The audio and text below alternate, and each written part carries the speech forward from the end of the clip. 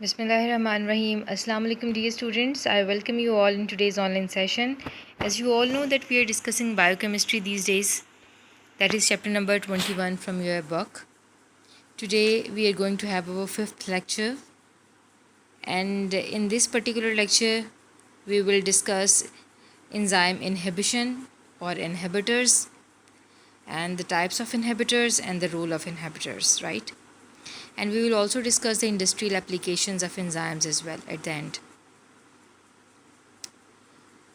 Now, for the sake of revision, you should know that enzymes are the substances that increases the rate of a reaction. And the reactants or you call substrates bind to enzyme and products are released. तो ये हम last lecture में बड़ी detail से कर चुके हैं कि enzymes are those substances which convert substrate into product. They do not alter the product. ये product की nature को change नहीं करते, but they speed up the biochemical reactions. Living organisms में होने वाले reactions को speed up कर देते हैं. And enzymes can accelerate reaction as much as 10 raised to power 16 overall uncatalyzed reaction. तो एक uncatalyzed reaction जिस स्पीड से हो रहा होता है, अगर enzymes उसमें ऐड कर दिया जाए तो speed of the catalysis can be enhanced up to 10 raised to power 16. So this factor is very much important for MCQs. Now again there are some points for revision that specificity of enzyme towards its substrate is controlled by its structure. कि enzyme का structure बहुत important role play करता है in selecting its substrate. आप ये जानते हैं कि enzyme substrate specific होता है. A specific enzyme can convert a specific substrate into product. तो उसके लिए structure बहुत matter करता है. ऐसा enzyme जिसका structure easily fit in हो सकता है substrate के structure के साथ, वो enzyme उसी substrate को product में convert करेगा. And the unique fit of substrate with enzyme controls the selectivity of substrate for its product formation. Again, this is the same point that I have already explained. Now coming towards inhibition. Dear students, here you need to remember one thing, that what does inhibition means. Inhibition means to prevent, right? So the substances that tend to decrease the activity of enzymes are called inhibitors. ऐसे substances जो enzyme की activities को कम कर देते हैं, enzyme की efficiency को मुतासर करते हैं, those are termed as inhibitors.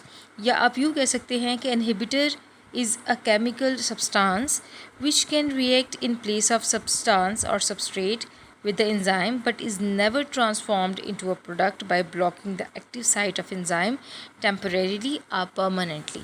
इसका क्या मतलब हुआ? ये वो डेफिनेशन है जो आपकी बुक में गिवन है, जिसको मैं अभी मैंने आप लोगों के साथ शेयर किया. इसका मतलब ये है कि इनहिबिटर्स, या तो हम इनहिबिटर्स ऐसे सब्सटेंसेस को कहते हैं जो एंजाइम्स की एफिशिएंसी को अफेक्ट करते हैं, एंजाइम और एंजाइम की एक्टिविटी को कम कर देते हैं, डिक्रीज़ करते हैं. ये इसका ज़्यादा अच्छी एक्सप्लेनेशन यूँ है कि इनहिबिटर्स ऐसे सब्सटेंसेस हैं जो अपने स्ट्रक्चर में सबस्ट्रेट से मिलते जुलते होते हैं, और इससे पहले कि सबस्ट्रेट एंजाइम के साथ अपना बॉन्डिंग बनाए, एंजाइम सबस्ट्रेट कॉम्प्लेक्स बनाए और प्रोडक्ट में कन्वर्ट हो, ये जल्दी से जाते हैं and in place of substrate they form bonding with the active site of the enzyme. But because they are not actual substrate, तो वो एक्टिव साइट को एक्टिवेट नहीं कर पाते और उसी तरीके से एंजाइम के साथ लगे रह जाते हैं और उसकी एक्टिव साइट को ब्लॉक कर देते हैं कि अब आने वाला कोई सबस्ट्रेट इसके साथ बॉन्डिंग नहीं बना सकता. In this way they block the active site of an enzyme and thus the rate of catalysis or enzyme catalyzed reaction is decreased.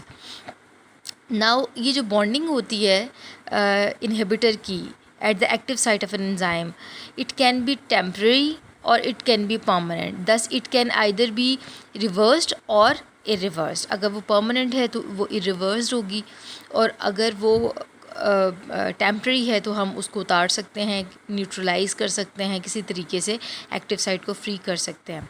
So these are the inhibitors. Some points are given in this slide as well, that inhibitors are the substances that binds to an enzyme and interfere in its activity. It can prevent the formation of enzyme substrate complex or can prevent the ES break down to enzyme and product. कहते हैं या तो ये enzyme substrate complex बनने नहीं देते, और अगर कभी बन जाता है तो ये उसको प्रोडक्ट में कन्वर्ट नहीं होने देते। And inhibitors are chemicals that reduces the rate of enzyme catalyzed reactions. So I have shared so far the definitions given in your textbook as well, and here are some points in addition. Now there is a layout in the form of an equation. Just try to understand it. E for enzyme, S for substrate. Substrate is the exact reactant. वो reactant जिसको product में convert किया जा सकता है, that is substrate. तो enzyme and substrate when combined they form enzyme substrate complex, and after that complex is broken down, the enzyme is released as it is and substrate is converted into product. But what happens if enzyme and substrate and inhibitor form a complex? तो वो बनेगा enzyme substrate inhibitor complex. या फिर आप यूँ कह लें कि समटाइम्स सबस्ट्रेट होता ही नहीं है, एंजाइम के साथ इनहिबिटर डायरेक्टली अटैच कर जाता है और एंजाइम इनहिबिटर कॉम्प्लेक्स बना देता है. In both cases the product is not formed. अगर हादी इनहिबिटर भी एंजाइम के साथ अटैचमेंट बना ले और सबस्ट्रेट को ना आने दे, no product will be formed. And even अगर किसी एंजाइम के साथ सबस्ट्रेट अटैच हो चुका है एंड इन एडिशन किसी और जगह पर एक्टिव साइट की बजाय किसी और जगह पर इनहिबिटर अटैच हो जाता है, in that case as well the product will not be formed because that inhibitor will alter the shape of enzyme. I hope this is clear now.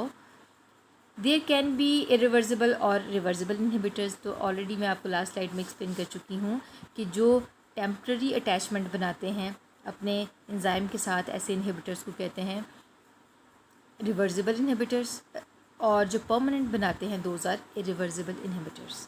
We are going to discuss these reversible and irreversible inhibitors in detail in the upcoming slides.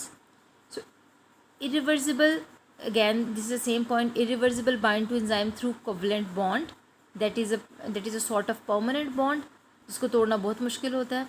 And reversible binds to enzyme through non covalent interactions are weak linkages. तो ये वही बात है कि ऐसे inhibitors जो कि permanent covalent bond बना लेते हैं उनके रिएक्शन को रिवर्स नहीं किया जा सकता और परमानेंटली ब्लॉक हो जाता है वो enzyme. Those inhibitors are termed as irreversible inhibitors. And such inhibitors that form weak linkages with active site of the enzyme, their reaction can be reversed, and those are termed as reversible inhibitors. Okay, now coming towards the details of this inhibition. अभी तक जो मैंने आपको briefly discuss किया, अब उसको हम detail में डिस्कस करेंगे कि reversible enzyme inhibitors. Why I am discussing reversible type only? Because irreversible पे तो बात ही इतनी सी हो सकती है कि वो कोवलेंट बॉन्ड बनाएंगे जो बहुत स्ट्रॉन्ग बॉन्ड होता है और इसका रिएक्शन रिवर्स नहीं किया जा सकता, एंड दस परमानेंटली वो एंजाइम जो है वो डैमेज हो जाता है या ब्लॉक हो जाता है.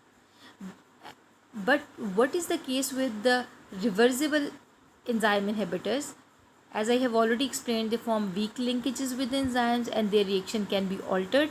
Therefore हम उन possibilities को पढ़ने जा रहे हैं कि रिवर्सिबल एंजाइम के केस में कौन कौन सी पॉसिबिलिटीज़ होती हैं, कैसे उनके इफेक्ट को हम कम कर सकते हैं, कैसे उनको स्टडी किया जा सकता है. सो रिवर्सिबल एंजाइम इनहिबिटर्स वो इनहिबिटर्स जो वीक लिंकेज बनाते हैं एक्टिव साइट के साथ या फिर एंजाइम के साथ.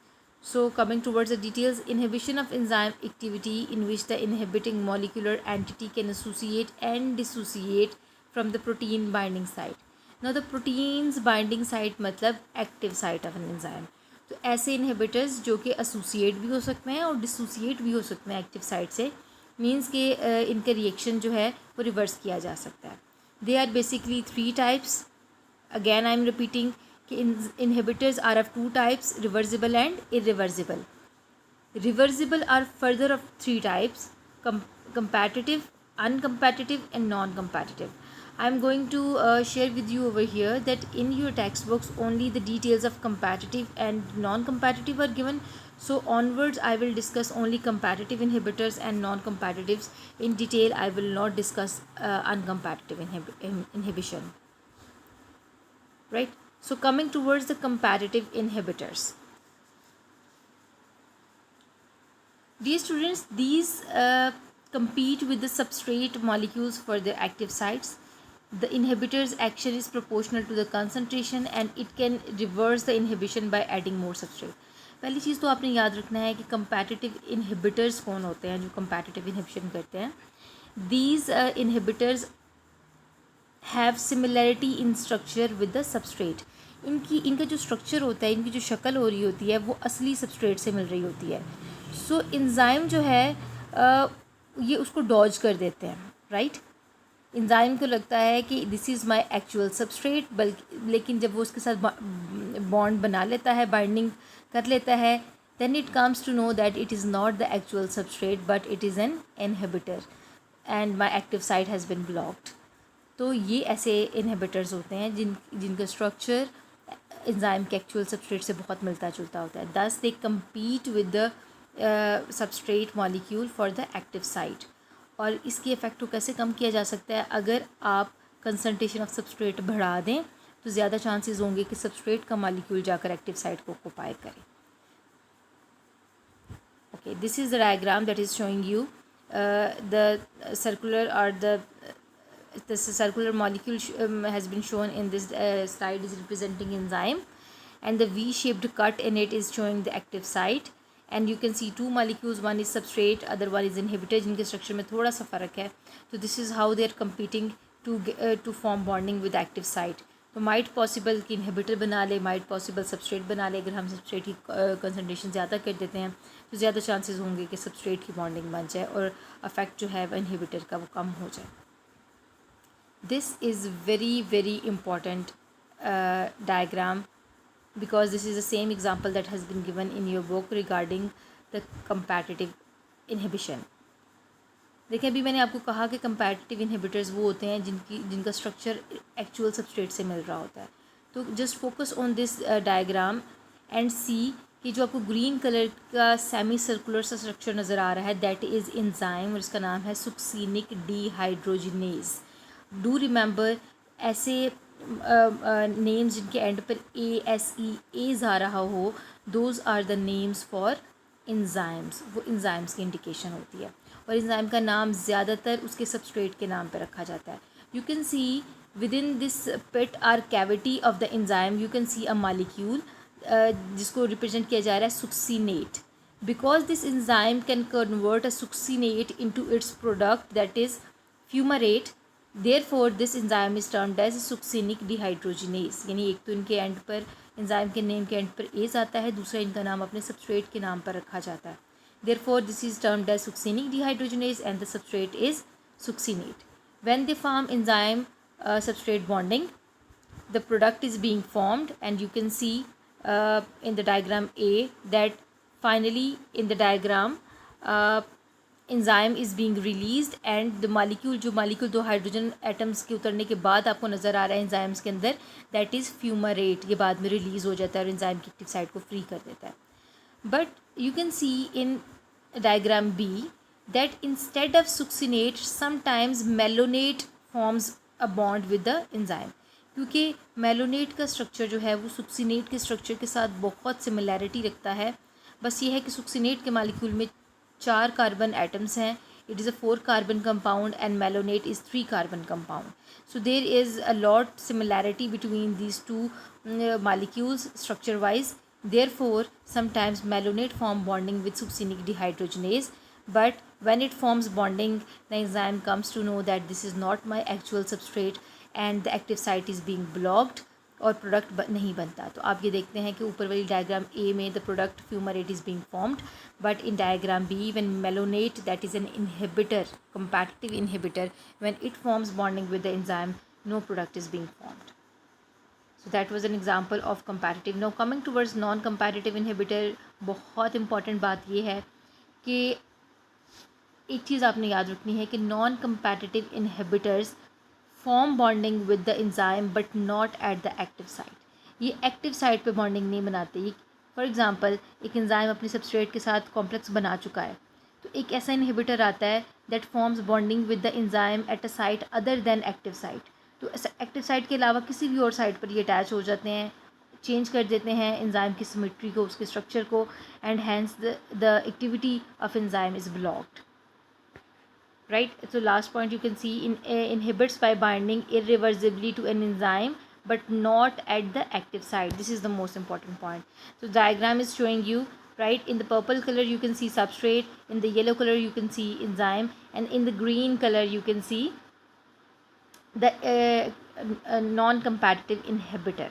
तो inhibitor देखें, inhibitor sometimes when form bonding with the enzyme other than the active site, तो ये क्या करता है कि उसकी एक्टिव साइट को ब्लॉक कर देता है.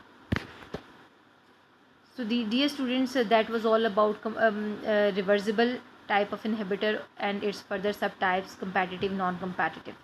Now the brief discussion about irreversible, मैंने already बताया कि the binding of an inhibitor can stop a substrate from entering the enzyme's active site by catalyzing its reaction, and irreversible inhibitors usually react with enzyme and change it chemically. अब ये बात याद रखें कि irreversible inhibitors covalent bonding बनाते हैं, permanent bonding बनाते हैं, और you can say that they change the structure of enzymes, they change the enzyme chemically. So in this way their reaction cannot be altered or cannot be reversed. Now coming towards the industrial applications of enzymes, dear students, the very first application is in food industry. You should know that enzymes play a very important role in food industry. Those enzymes that can break starch into simple sugars, they are used in the production of white bread and buns, etc. Now in brewing industry means जहाँ पर different किस्म के drinks बनते हैं, enzymes break starch and proteins. वो enzyme जो break down करते हैं starch और protein की, the products are used by yeast for fermentation to produce alcohol. और simply you can say that was a line I was reading from your textbook. असल में alcohol वगैरह बनाने की जो इंडस्ट्रीज़ होती हैं, जिन्हें ब्रूइंग इंडस्ट्रीज़ कहते हैं, उनके अंदर एक प्रोसेस यूज़ होता है जिसको फर्मेंटेशन प्रोसेस कहते हैं. उस फर्मेंटेशन प्रोसेस से अल्कोहल बनाया जाता है और उस फर्मेंटेशन प्रोसेस में एंजाइम्स बहुत इंपॉर्टेंट रोल प्ले करते हैं. Now coming towards the third one, that is paper industry. So enzymes break starch to lower its viscosity that aids in making paper. So they play an important role in the paper industry. And the last one is biological detergents. Different enzymes are used as detergents as well. For example, protease enzymes are used for the removal of protein stains from clothes, and amylase enzymes are used in dishwashing to remove the stains, starch residue. So two examples are given in this regard. One is for protease and other one is amylase. So that was all about today's lecture. Thank you so much. Stay blessed, stay safe.